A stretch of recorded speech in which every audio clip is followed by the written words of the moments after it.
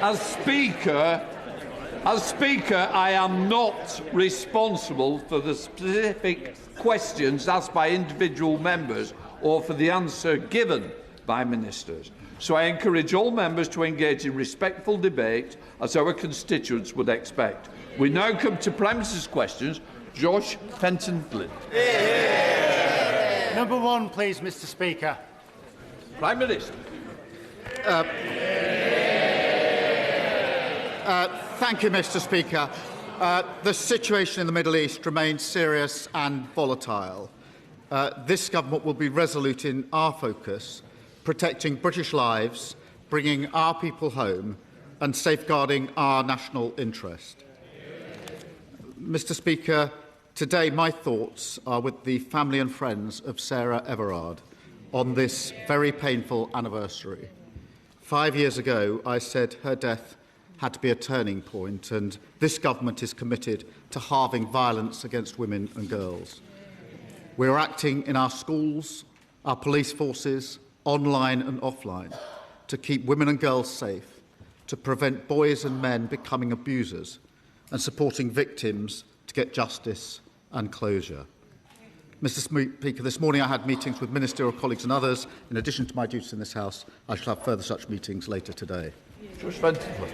Thank you, Mr. Speaker. I'd like to echo the Prime Minister's comments on Sarah Everard and the situation in the Middle East.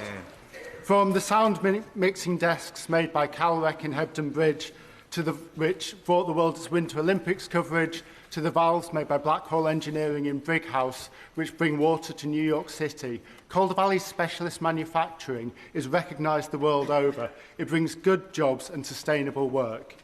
But with 1/3 of engineers over 60, the last government left our manufacturing workforce facing an existential crisis.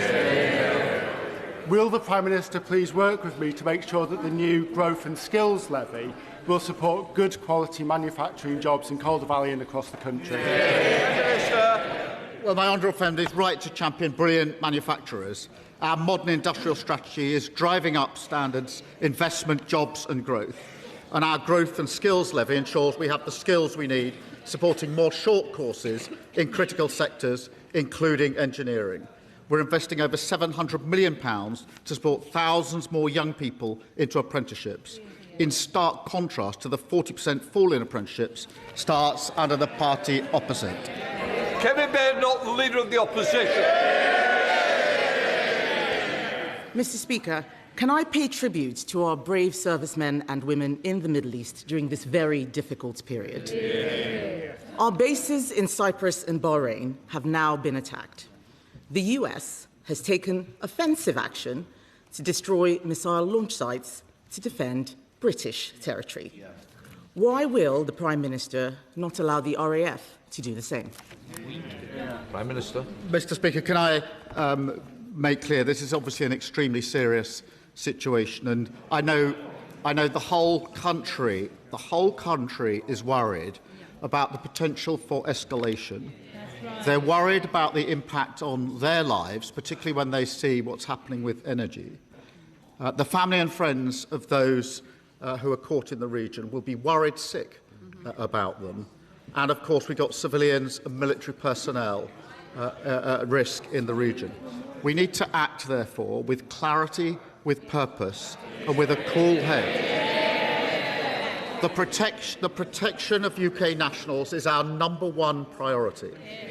And we're taking action to reduce the threat, with planes in the sky in the region, intercepting incoming strikes, deploying more capability to Cyprus, and allowing US planes to use UK bases to take out Iran's capability to strike.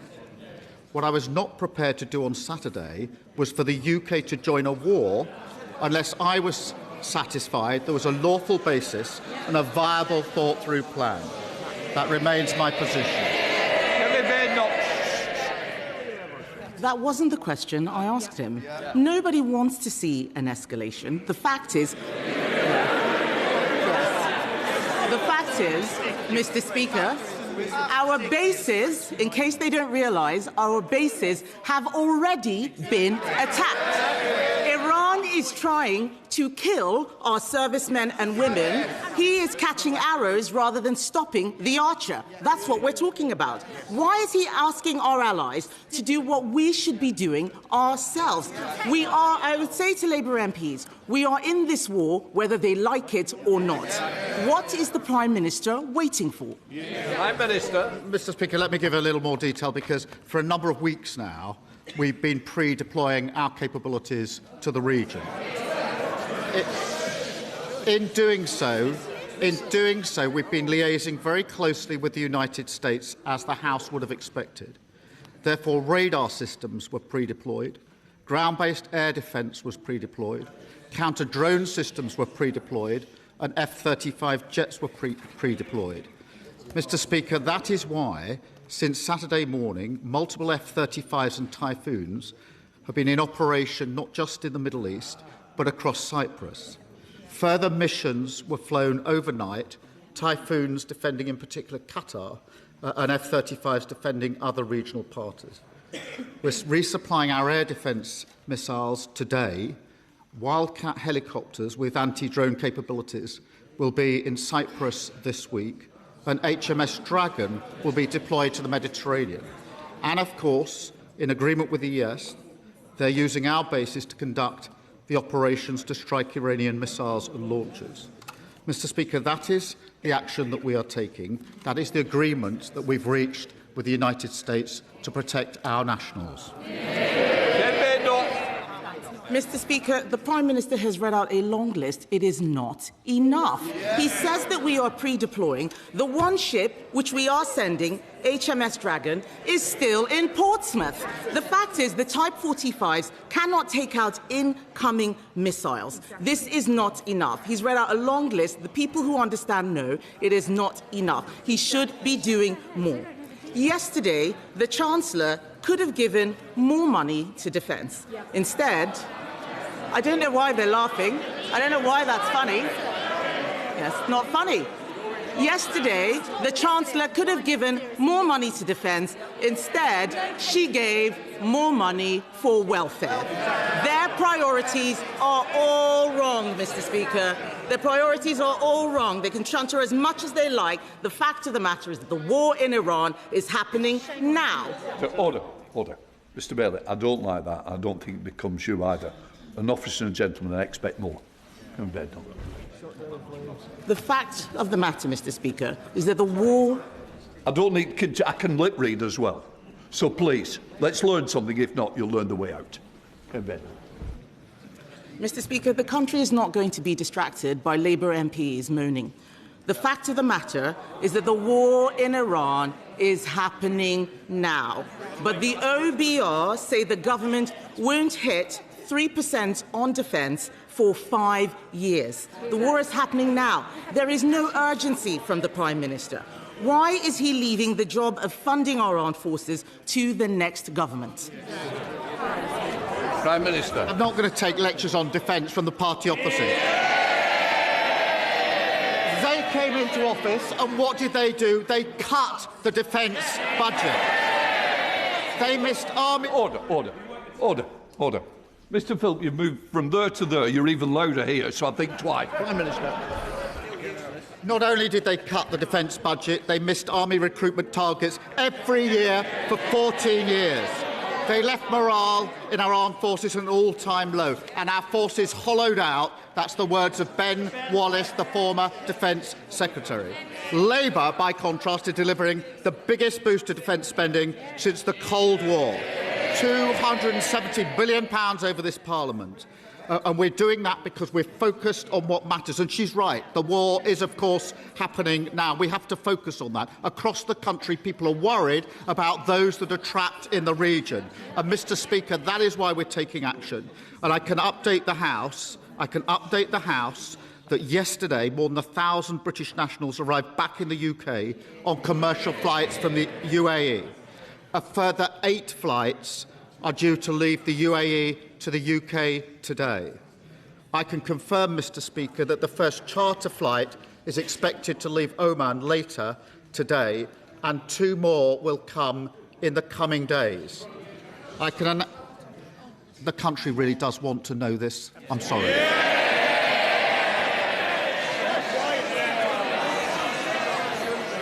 Family and friends are worried sick about people who are caught out. I will not be put on. I can announce, Mr. Speaker, we will lay on additional charter flights in coming days. British Airways are now laying on an extra flight from Oman, and the Foreign Secretary will have further discussions today. And can I urge all those in the House who have constituents who are caught in this to make sure that they do register their presence so we can do whatever we can to help them get home safely. Mr. Speaker, I wasn't asking about evacuations. I was asking about defence spending.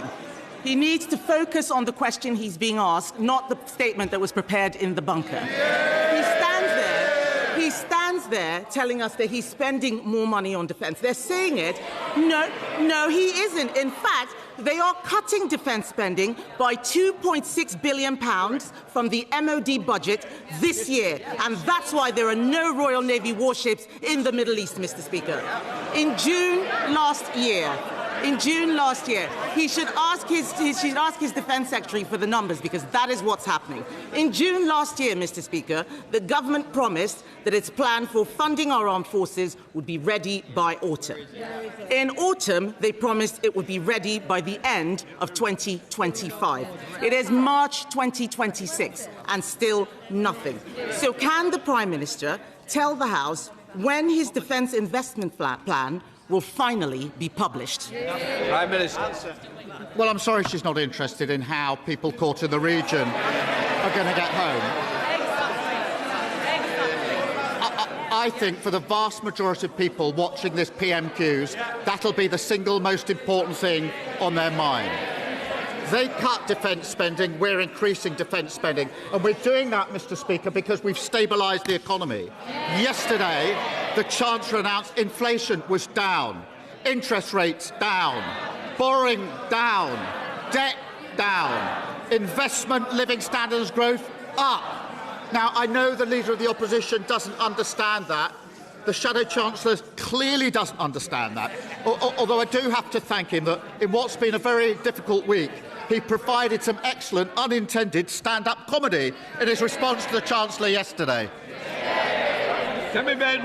Mr. Speaker, he doesn't want to talk about the defence investment plan because he doesn't know. He doesn't know what is going on any policy, so he reads statements that are pre-prepared irrespective of the question, and the whole country can see it. The truth is that because they spent money on welfare, there is no defence investment plan. Because there is no defence investment plan, they are not ordering enough missiles. The fact is that this crisis goes beyond defence spending. They can chant as much as they like. They are pathetic, spending money on welfare instead of defence spending. Sorry, Mr. Speaker. They're not just pathetic, they are also weak. This crisis goes beyond defence spending. It is also about the cost of living. This war is interrupting the supply of oil and gas. That is driving up the cost of petrol and making it more expensive to heat our homes. Yet he is stopping drilling in the North Sea while importing the same oil and gas from Norway. Does he think that at a time of geopolitical crisis, it makes sense to kill our oil and gas industry and give up that ready supply of energy? Well, the question of the energy supply right now is a serious question, and we are doing all we can with allies to make sure that that is preserved. And it's vital that we keep trade flowing through the Straits of Hormuz, Mr. Speaker.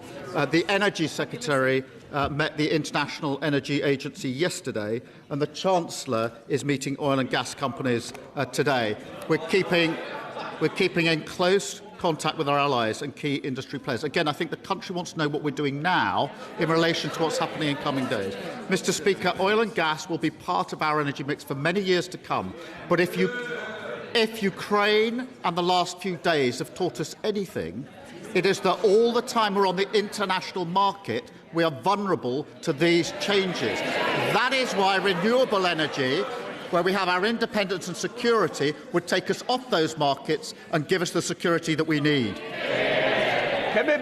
Speaker, the Prime Minister again does not understand the energy transition. You do not need to stop drilling in oil and gas to get renewables. This is basic stuff. He doesn't understand his policy. He's got a sea of orcs and goons who have no idea how anything is working at all.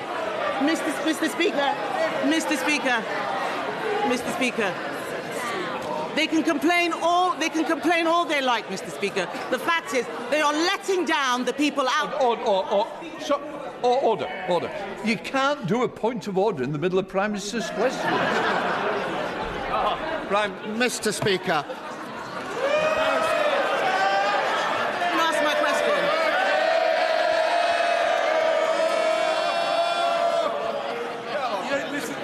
You don't listen to the questions anyway. Mr. Speaker, the situation in Iran shows this Prime Minister has the wrong priorities.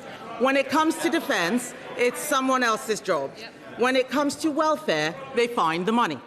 When our bases are attacked, they call the lawyers. When our energy security is under threat, they stop drilling in the North Sea. Mr. Speaker, the truth is, or in fact, Mr. Speaker, after last week's by-election, isn't the truth that he is... Isn't the truth... They might not like to hear it, but they are going to hear it, Mr. Speaker, whether they like it or not. Is it not the truth that he is prioritising his job security over our national security? Mr. Speaker, I spent the week protecting British lives and our national interest. And Mr. Speaker, moments like this define a leader of the opposition. They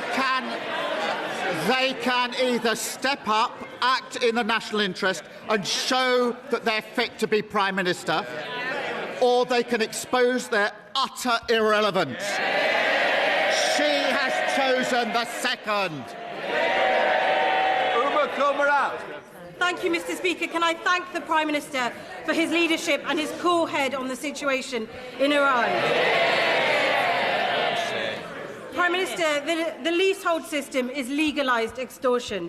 Last week, I met with dozens of my constituents, their leaseholders and their tenants' residents associations. They're all telling me the same story. Every single month, they're paying hundreds of pounds while their service charges keep skyrocketing. They're trapped between bad managing agents and a system that is broken. Can the Prime Minister tell me what this Labour government is doing to right this wrong once and for all? Prime Minister. Well, I know my honourable friend has been fighting for her constituents and holding management companies to account. Our reform bill will end the broken, outdated leasehold system and make the dream of home ownership real. Mr. Speaker, we're capping ground rents, delivering transparency on service charges and scrapping the presumption that leaseholders pay landlords' legal costs. Our focus is on saving people money and giving them more control of their home and creating a fairer housing system. Sir Ed Davey, Leader of the Liberal Democrats. Thank you, Mr. Speaker. Can I associate myself with the Prime Minister's remarks on Sarah Everard and the need to do far more to tackle violence against women and girls? And can I also associate myself with the Prime Minister's remarks on Iran, as we rightly debate how to make tax exiles pay their fair share? It is absolutely right that the government does everything it can to get all British citizens to safety. Mr. Speaker, experts are warning that families could see their energy bills rise by £500 a year as a result of Trump's illegal war. But millions of families and pensioners are already struggling to keep their heads above water thanks to years of a cost of living crisis. When Putin invaded Ukraine, he and I campaigned for months to get the Conservatives to act on energy bills. This time, will the Prime Minister save families that anxiety and give a cast iron guarantee today that he will not let energy bills rise by £500 this year? Prime Minister. Can I thank him for raising this, because I know this will be a concern to the public. who are watching what's going on and very concerned about the impact it will have on their lives. It is important that I emphasise the actions we've been taken urgently this week with our allies, with the energy agencies across the world, and the work we're doing to make sure there's safe passage for energy across the world. We will continue to do that. I was glad that we were able to bring energy price bills down by £150 announced just the other day. We will keep a very close eye on this. I do know how important it is for the British public. Sir Ed Davey.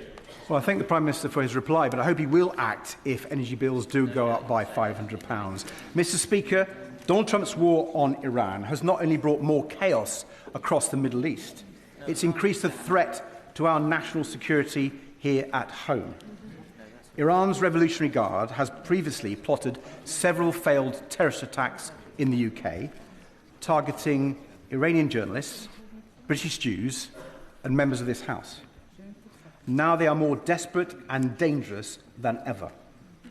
We've called for the IRGC to be prescribed as terrorists for years. The last government failed to do it, and so has his. So will the Prime Minister table emergency legislation to better protect our country from Iranian terrorists? Will he do it this week? Prime Minister. Can I just, again, thank you for raising this. It is very important, I say to the House, that as he would, and the House would expect, we are working 24/7 on dealing with any threats to this country. And I spoke on Monday about the 20 Iran-backed threats that we had successfully dealt with, and we continue to do so, and we're working on it 24/7. So it's important that I say that. In relation to the IRGC, obviously we've put in place a number of sanctions already. We don't comment on prescription, but we have made the case that there needs to be legislation to deal with state-backed terrorist groups, and we're looking into that. Sam Rishworth. Thank you, Mr. Speaker. The surge in the global cost of oil and gas has the risk of pushing up food and energy prices, which is a real concern for my constituents in Bishop Auckland, just as we're turning a corner on the cost of living crisis. Doesn't this show the importance of ignoring the parties opposite and investing in secure, renewable energy that we control, and backing our farmers to produce the food for our nation, such as those that I'm hosting here today from County Durham, Mr. Speaker? And will the Prime Minister ensure that both energy and food security are a core mission of this Labour government? Prime Minister. Well, his energy security is critical to food security, and the sprint to clean energy is the only way to get off the volatile international fossil fuel markets, cut bills and deliver energy security. And, Mr. Speaker, since we came into office, over £90 billion of investment into clean energy industry has come in, powering millions of homes. Tories and Reform would throw all that away and cling to the failed policy that put everyone's bills up throughout their reign. Gavin Robinson. Mr. Speaker, can I associate myself and my colleagues with the Prime Minister in his remarks around Sarah Everard and Iran?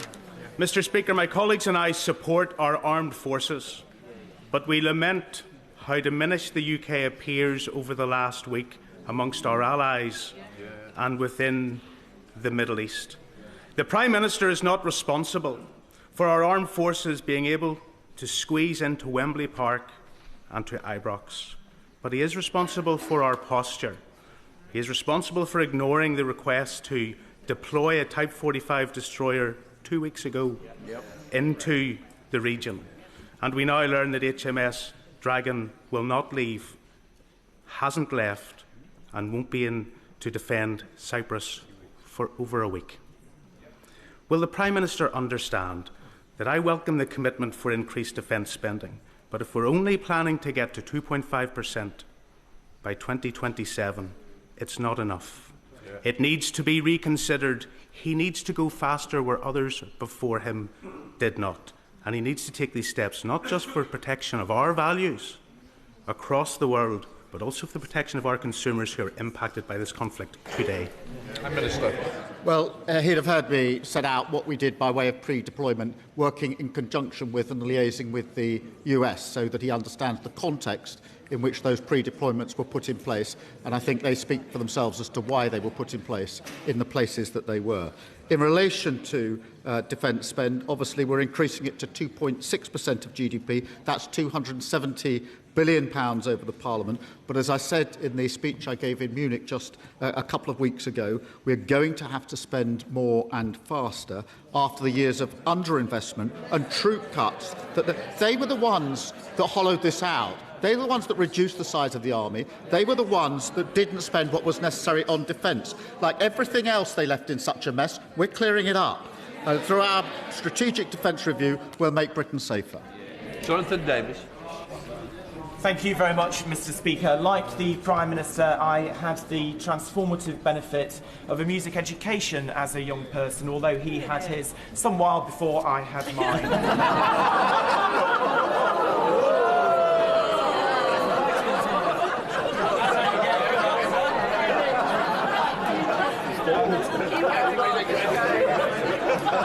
After more than a decade of declining music in schools, the government's new National Centre for Arts and Music Education and measures coming through the curriculum review will ensure that more young people benefit from the opportunities that my right honourable friend and I both had. So can he tell us, how will the new National Centre make a difference for our young people? And what is the government doing to address funding shortfalls currently facing England's music education hubs, including mine in Derbyshire? He loves the backbenches, Prime Minister. Mr. Speaker, my life was changed by the opportunity to study music, yes, very many years ago. I believe that every child deserves that opportunity. The party opposite cut those opportunities. That particularly excluded poorer children. And now they call creative arts courses a dead end. I totally disagree. They're the lifeblood of the creative industries that showcase Britain around the world. And the new National Centre will launch this year, and Labour is investing in music hubs so every child has the same opportunities to enjoy music, to learn music, and to learn the skills that music brings them for life. Gagan Mahindra. Thank you, Mr. Speaker. In my constituency, the Lib Dem-run Three Rivers District Council has failed for years to submit an adequate local plan. They now have a ministerial direction, and prime Greenbelt land faces a serious threat from this government's harmful planning policies. How does the Prime Minister expect me to explain to my constituents that while I consistently defend our Greenbelt, the Lib Dems' incompetence has made it vulnerable to its destruction by this Labour government? Prime Minister. Mr. Speaker, this Labour government is changing the planning regulations so that we can get on and build the homes that we need across our country. Their failure was the failure to do so, but I must applaud him because at least he's had the decency to accept some of the failures of the last government. On Send, he said, my government didn't do enough on this. It's awful. And he said his party should hang their heads in shame. He's absolutely right about that. Dr. Rosanna Arling-Khan. Thank you very much, Mr. Speaker. The suitability and financing of temporary accommodation needs addressing urgently. Children arriving on my shifts in A&E with breathing problems due to mouldy rooms in their temporary accommodation has become a grim reality.